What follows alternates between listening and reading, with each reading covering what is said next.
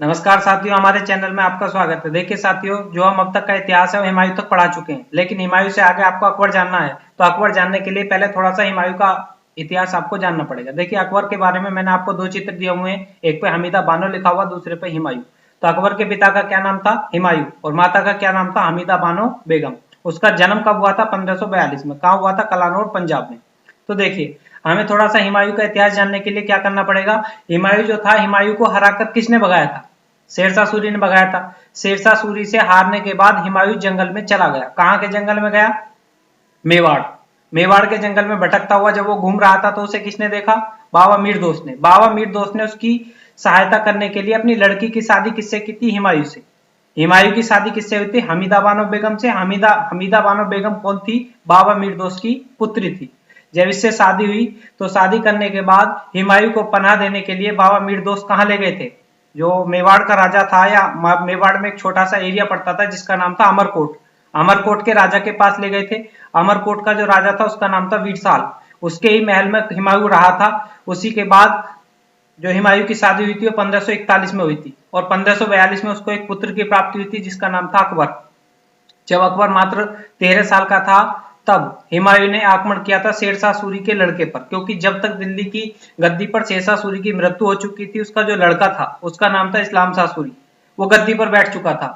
तो हुमायूं ने इस्लाम शाह सूरी पर आक्रमण किया। आक्रमण करने के बाद उसे दिल्ली से भगा दिया और दोबारा शासन प्राप्त किया। तो इसके बारे में आपके 3 क्वेश्चन बनते हैं। पहला क्वेश्चन, ऐसा कौन सा राजा था जो 2 बार दफनाया गया? ऐसा कौन सा राजा था जिसने 2 बार शासन किया? ऐसा कौन सा राजा था जिसका 2 बार राज्याभिषेक? तो देखिए, पहला है, ऐसा कौन सा राजा था जिसने 2 बार शासन किया? 2 बार शासन किया हुमायूं ने। एक बार गद्दी पर बैठा था, फिर हार कर फिर दोबारा से युद्ध जीता, दोबारा गद्दी पर बैठा। 2 बार दफनाया गया, बाबर। और 2 बार राज्याभिषेक हुआ था आपका औरंगजेब का। तो 2 बार राज्याभिषेक किसका हुआ था? औरंगजेब का। तीनों क्वेश्चन इंपोर्टेंट और पेपर में पूछे जाते हैं। देखिए, अब आगे चलते हैं अकबर के इतिहास को जानने के लिए। तो अकबर का जन्म हो गया था 1542 में। पूछा जाता कहां हुआ था? कलानौर, पंजाब में। कलानौर पंजाब में शायद इसका ये यहाँ पर ये मिसप्रिंट हो गया। कलानौर पंजाब में इसका राज्याभिषेक हुआ था। जो इसका जन्म हुआ था वो कहाँ हुआ था? राजा वीरसाल के महल में। कहाँ हुआ था? राजा वीरसाल के महल में। और राजा वीरसाल कहाँ के राजा थे? अमरकोट के राजा थे। तो ये जो मिसप्रिंट हो गया, आप इसे सही से कर लीजिए। अकबर के बारे में पूछा जाता है, अकबर का पूरा नाम क्या था? इसका नाम था बदरुद्दीन मोहम्मद अकबर था। इसका जन्म कब हुआ था? 1542 में। कहाँ हुआ था? अमरकोट में हुआ था। तो भारत में उसने शासन किया था 1556 से और 1605 तक। 1605 में उसकी क्या हो गई थी? मृत्यु। इसका सलाहकार कौन था? बीरबल था। इसका संरक्षक कौन था? बैरम खां। जो बैरम खां था वो हुमायूं के दरबार में रहता था। हुमायूं की मृत्यु होने के बाद उसका संरक्षक रहा था 4 साल तक। कौन? बैरम खां। अकबर के बारे में पूछा जाता है, जो अकबर था वो हिंदी जानता था। वो हिंदी जानता था, इंग्लिश नहीं जानता था। ये पूछा जाता है, ऐसा कौन सा शासक था जो अनपढ़ था? तो वो कौन था? अकबर था। तो अकबर के दरबार में नवरत्न रहते थे, 9 बुद्धिमान व्यक्ति। किसके दरबार में रहते थे? अकबर के दरबार में रहते थे। तो अकबर एकमात्र ऐसा बादशाह था जो हिंदू मुस्लिम को बराबर दर्जा देता था, बराबर सम्मान करता था, बराबर प्यार करता था। इनकी जो हिंदू मुस्लिम के धर्म को दूर करने के लिए उसने एक नया विभाग चलाया था जिसका नाम था दीन-ए इलाही। तो दीन-ए इलाही को स्वीकार करने वाला पहला हिंदू शासक कौन था? उसका नाम था बीरबल। बीरबल इसके दरबार में किस पद पर था? तो वो था इसका सलाहकार। तो इसमें क्वेश्चन पूछा जाता है कि अकबर के काल को कहा जाता है हिंदी का स्वर्ण काल। तो देखिए, आपके स्वर्ण काल आपके 3 हुए। हिंदी का स्वर्ण काल, चित्रकला का स्वर्ण काल, स्थापत्य का स्वर्ण काल। हिंदी का स्वर्ण काल जो कहा जाता है वो अकबर के काल को कहा जाता है। चित्रकला का स्वर्ण काल जहांगीर के काल को कहा जाता है। और स्थापत्य का स्वर्ण काल जो कहा जाता है वो कहा जाता है आपका शाहजहां के काल को, क्योंकि शाहजहां ने सबसे ज्यादा इमारत बनवाई थी। चित्रकला को सर्वाधिक संरक्षण देता था आपका जहांगीर। और हिंदी बोलने वाला कौन शासक था? आपका अकबर, क्योंकि अकबर के दरबार में आने वाला पहला अंग्रेज, उसका नाम था कैप्टन हॉकिंस। कैप्टन हॉकिंस इसके दरबार में आया, उसने इंग्लिश बोली, इंग्लिश नहीं जानता था, इसने उसे उल्टा भगा दिया। और ये पूछा जाता, कैप्टन हॉकिंस जो आया था वो किस जहाज से आया था? उसका नाम था रेड ड्रैगन। भारत आने वाला पहला अंग्रेजी जहाज रेड ड्रैगन।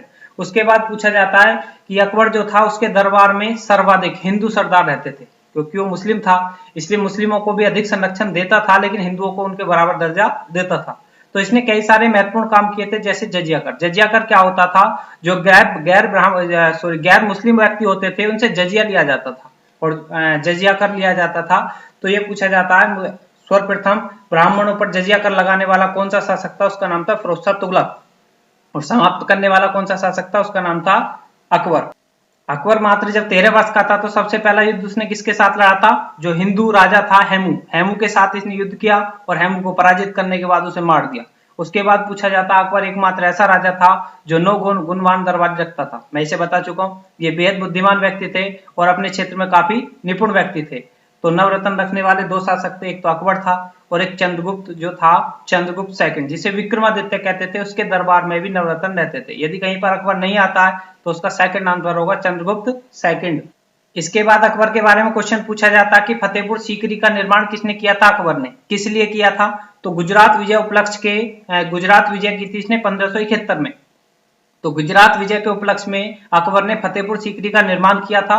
और फतेहपुर सीकरी का निर्माण क्यों किया, इसका कारण था, देखिए जो अकबर था उसका कोई औलाद नहीं हुई थी, औलाद होती थी जीवित नहीं रहती थी। तो किसी ने बताया कि भैया फतेहपुर सीकरी में एक संत रहते हैं, उनका नाम है शेख सलीम चिश्ती, उनकी दरगाह पे जाने से बच्चे को जीवित प्राप्त किया जा सकता है।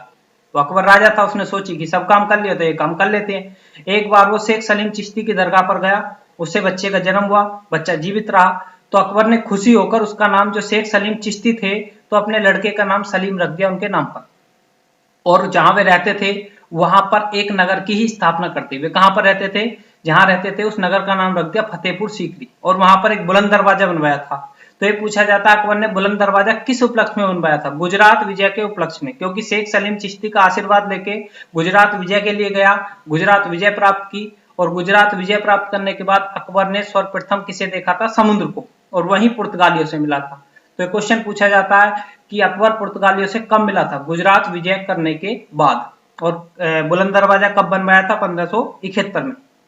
उसके बाद पूछा जाता है इसने कई सारी इमारत बनवाई थी, जैसे फतेहपुर सीकरी बसाया था, बुलंद दरवाजा बनवाया था, आगरा का किला, लाहौर का किला, आमेर का किला, जोधाबाई का महल। जोधाबाई कौन थी, अकबर की पत्नी थी।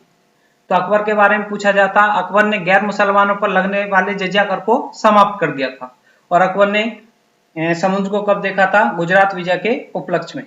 और अकबर के युद्धों के बारे में पूछा जाता है अकबर ने कितने युद्ध लड़े थे, 2 युद्ध। पहला युद्ध था आपका पानीपत का सेकंड युद्ध, किस किस के बीच हुआ था, 1500 कब हुआ था, पानीपत का सेकंड युद्ध हुआ था 1556 में, अकबर और हेमू के बीच हुआ था, जिसमें अकबर विजयी हुआ था। इसके बाद दूसरा युद्ध लड़ा था इसने, उसका नाम था हल्दीघाटी का युद्ध। ये कब हुआ था, 1576 में। किस किस के बीच हुआ था, महाराणा प्रताप और अकबर के बीच हुआ था। इसमें विजय किसको प्राप्त हुई थी, अकबर को। और ये पूछा जाता महाराणा प्रताप जो थे और उनके घोड़े का क्या नाम था, चेतक। इसमें चेतक मारा गया था। उसके बाद अकबर के बारे में पूछा जाता अकबर ने कई सारे काम किए थे, जैसे दास प्रथा का अंत किया था। दास प्रथा का अंत अकबर ने कब किया था, 1562 में किया था। जजिया कर समाप्त किया था अकबर ने, कब किया था, जजिया कर समाप्त किया था 1564 में। फतेहपुर सीकरी का निर्माण किया था, कब किया था, 1571 में। दीन ए इलाही की स्थापना की थी अकबर ने, कब की थी, 1582 में।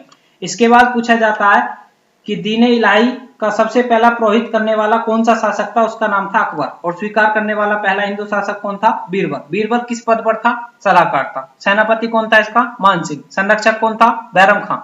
राजस्व मंत्री कौन था, टोडरमल। तो इसके ऊपर काफी सारे क्वेश्चन पूछे जाते हैं, ठीक है। आगे देखिए, उसके बाद क्वेश्चन पूछा जाता है इसमें अकबर के दरबार में प्रसिद्ध चित्रकार रहता था, उसका नाम था उस्ताद मंसूर। उस्ताद मंसूर किसके दरबार में रहता था, अकबर के दरबार में। उसके बाद अकबर के बारे में पूछा जाता है कि जो बीरबल था, बीरबल जो था इसका सलाहकार था, उसके बचपन का क्या नाम था, महेशदास। अकबरनामा की रचना किसने की थी, अबुल फजल ने। अकबरनामा की रचना किसने की थी, अबुल फजल ने। उसके बाद पूछा जाता है इसमें अकबर ने कंठ विलास की उपाधि किसे दी थी, तानसेन को। तो तानसेन ने कई सारी कीर्ति लिखी थी, जैसे मियाँ की टोडी, मियाँ की मल्हार, मियाँ का सारंग। तो जितने में मियाँ आता वो सब किसने लिखे थे, तानसेन ने। तानसेन का जन्म कहाँ हुआ था, ग्वालियर में। इसके ऊपर कई सारे क्वेश्चन पूछे जाते हैं। और जो तानसेन थे वो जाति से ब्राह्मण थे, ठीक है। उन्होंने 3 कविता लिखी थी, फिर दोबारा बताता हूँ, मियाँ की टोडी, मियाँ की मल्हार और मियाँ का सारंग। ये सब किसने लिखे थे, तानसेन। इसके बाद अकबर ने 2 उपाधि दी थी। 4 बाग बनाने की प्रथा किसने चलाई थी, अकबर ने। अकबर ने सीरी कलम की उपाधि किसे दी और जड़ी कलम की उपाधि किसे दी। सीरी कलम की उपाधि दी थी अबुल समद को और जड़ी कलम की उपाधि दी थी मोहम्मद हुसैन कश्मीरी को। ये पेपर में कई बार पूछा जाता है, फिर दोबारा बताया तो सीरी कलम की उपाधि अबुल समद को और जड़ी कलम की उपाधि किसे दी थी? मोहम्मद हुसैन कश्मीरी को। ये पेपर में सबसे ज्यादा पूछा जाता है। उसके बाद आता है आपका जहांगीर। जहांगीर जो था अकबर का पुत्र था, इसके बचपन का नाम सलीम था। मैं इसकी कहानी सुना चुका हूँ। जो अकबर को जब संतान की प्राप्ति नहीं हुई थी तो अकबर कहां पर गए थे? दरगाह पर। किसकी दरगाह पर? शेख सलीम चिश्ती की दरगाह पर। ये कहां पर थी? फतेहपुर सीकरी में। उसके बाद इन्होंने, जब इनको संतान की प्राप्ति हुई, प्राप्ति होने के बाद संतान जीवित रही, तो इन्होंने खुशी से अपने लड़के का नाम क्या रख दिया? सलीम। सलीम का बाद में क्या नाम रखा गया था? जहांगीर। जब ये गद्दी पर बैठा था तो इसका नाम था जहांगीर। पूरा नाम क्या था? नसरुद्दीन मोहम्मद जहांगीर के नाम से गद्दी पर बैठा। उसके बाद इसके बारे में पूछा जाता है कि इसका जन्म कब हुआ था? 1569 में। ठीक है, किसके आशीर्वाद से? शेख सलीम चिश्ती के आशीर्वाद से इसका जन्म हुआ था। अकबर के काल को हिंदी का स्वर्णकाल कहा जाता है और जहांगीर के काल को कहा जाता है, जहांगीर के काल को चित्रकला का स्वर्णकाल कहा जाता है। जो जहांगीर था वो न्याय की जंजीर के लिए जाना जाता था। ये पूछा जाता है ऐसा कौन सा शासक था जिसने यमुना नदी के तट पर एक जंजीर टंगवाई हुई थी जिसमें 32 घंटी टंगी हुई थी? तो उसका नाम था आपका जहांगीर, क्योंकि वो न्याय के लिए जाना जाता था जहांगीर को। जहांगीर ने मिर्जा ग्यास की जो बेटी थी मोहरूनिसा, उसका बाद में नाम क्या रख दिया गया था? नूरजहां। उससे शादी की थी। उसके बाद पूछा जाता है, उसके बाद जहांगीर के बारे में पूछा जाता है कि जहांगीर की आत्मकथा जिसका नाम था तुजुके जहांगीरी, वो किसने लिखी थी? स्वयं जहांगीर ने लिखी थी। और जहांगीर इसकी अपनी तुजुके जहांगीरी लिखता लिखता बीच में मर गया। उसे पूरा किसने किया था? वो किया था मोतबिंद खान ने। तो ये पूछा जाता तुजुके जहांगीरी को पूरा करने का श्रेय किसे जाता? मोतबिंद खान को जाता। उसके बाद पूछा जाता जहांगीर का मकबरा किसने बनवाया था? जहांगीर का मकबरा बनवाया था नूरजहां ने। ठीक है। उसके बाद पूछा जाता है नूरजहां बेगम ने एतमाद उद्दौला का मकबरे का भी निर्माण करवाया था। उसके बाद पूछा जाता है एतमाद उद्दौला का जो मकबरा है, इसके बारे में क्वेश्चन पूछा जाता है कि ये सफेद संगमरमर से बनी हुई पहली इमारत। देखिए साथियों, इससे आगे जो हमारा एक टॉपिक चलेगा कि कौन से मुगल शासक का मकबरा कहाँ है और आने वाले शासकों के ऊपर हम वीडियो बनाएंगे। देखिए, आपको हमारा सेशन पसंद आया तो हमारी वीडियो को ज्यादा से ज्यादा शेयर करें। जिसने लाइक नहीं किया लाइक करें, सब्सक्राइब करें। तो ज्यादा से ज्यादा शेयर करें जिससे कि हमें सहयोग मिलता है। और आप कमेंट जरूर करें जिससे कि हमें पता चलता है कि हमारी वीडियो कैसी है। धन्यवाद।